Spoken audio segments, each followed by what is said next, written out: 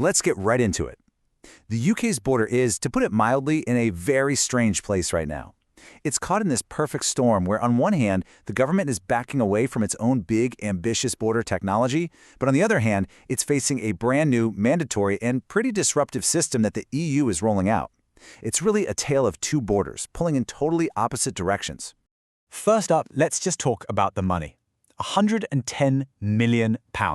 Just let that sink in for a second. That's how much the UK has already spent trying to build what was promised as the world's most effective border. And now?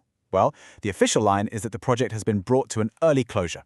In other words, it's been scrapped.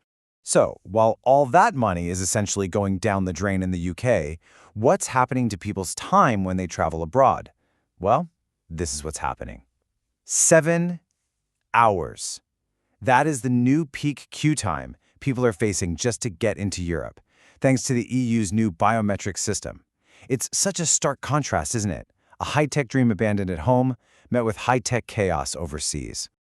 So, to really understand how we got here, we've got to start with the UK's side of the story. We need to look at this £110 million digital retreat and figure out, why did this grand vision for a super smooth post-Brexit border just fall apart? You know, the idea itself was actually fantastic. The Single Trade Window, or STW for short, was supposed to be a genuine game changer. Imagine, instead of businesses wrestling with a dozen different government websites and mountains of paperwork, they could just upload everything to one single, smart, digital portal. It was designed to be the ultimate red tape killer. And this is where the scale of the failure really hits you. That £110 million is the sunk cost, paid out to huge contractors like Deloitte and IBM. But the really eye-watering number here is that fourth line, £500 million. That's the estimated savings for businesses every single year that have just vanished because this system doesn't exist. That's a massive, massive opportunity cost. And look, this isn't just about numbers on a spreadsheet. This quote from Logistics UK really captures the feeling on the ground for the people who actually move goods around for a living. For them, this is a huge blow. It creates this cloud of uncertainty that makes it nearly impossible for businesses to plan, to invest, to grow. And you can see the damage right here, in black and white. The UK used to be a world leader in logistics, ranked 4th in the entire world by the World Bank. Today, it's plummeted all the way down to 19th. That kind of drop doesn't just happen. It's a direct result of all the new friction and cost and uncertainty that the single trade window was supposed to fix. All right, so now let's hop across the channel. Because even as the UK gives up on its own high-tech border, it simply can't escape the one the EU is building. We have to talk about what some are calling Europe's new biometric wall, the Entry/Exit System, or EES. So what is this EES thing? Well, essentially, it's an automated system that's getting rid of manual passport stamps for everyone who isn't from an EU country, and that now includes Brits, of course. Every single time you enter or leave the Schengen area, it's going to log your details. But here's the crucial part. It requires you to give your biometric data. We're talking 4 of your fingerprints and a digital facial image. And don't think this is some far-off future problem. It's happening right now. The rollout has been ramping up since late 2025, but the really key date you need to circle in your calendar is April 10th, 2026. That's the day it becomes fully 100% mandatory for every non-EU traveler at every single border crossing. There's no avoiding it. So, what's this actually going to feel like for you, personally, the next time you go on holiday? Well, it's a bit more complicated. First, you'll have to find the All Passports lane. Then, you find a self-service kiosk, scan your passport, give it your fingerprints, and let it take your picture.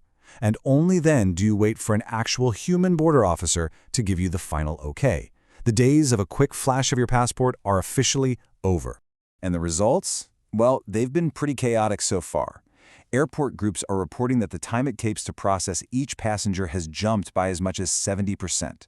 We're already seeing these nightmare queues of 3, 5, even 7 hours popping up at major hubs. It actually got so bad in Lisbon at one point they had to just suspend the system altogether to clear the backlog. Okay, so you've got this failed project at home and this brewing chaos at the border abroad. And all of that sets the stage for a really big political shift that's happening now. The new government under Keir Starmer is trying to pull off a strategic reset with the EU, and it's all based on moving away from an old buzzword, divergence, to a new one, beneficial alignment. So what does that actually mean? While the old strategy, divergence, was all about the UK creating its own unique rules and standards, being totally separate from the EU. The new idea, beneficial alignment, says, hang on, maybe it makes more sense to line up with EU standards in some key areas, because that's what will actually reduce friction and make it easier to trade. And here's a perfect real-world example of what they mean. This push for an agro-food deal. It's based on something called an SPS agreement. I know it's a mouthful, but sanitary and phytosanitary is just the technical term for the rules around food safety, animal health, plant health, that kind of thing. And the goal is super simple. If the UK and the EU agree to the same high standards, then you can get rid of a huge number of costly and time-consuming checks at the border.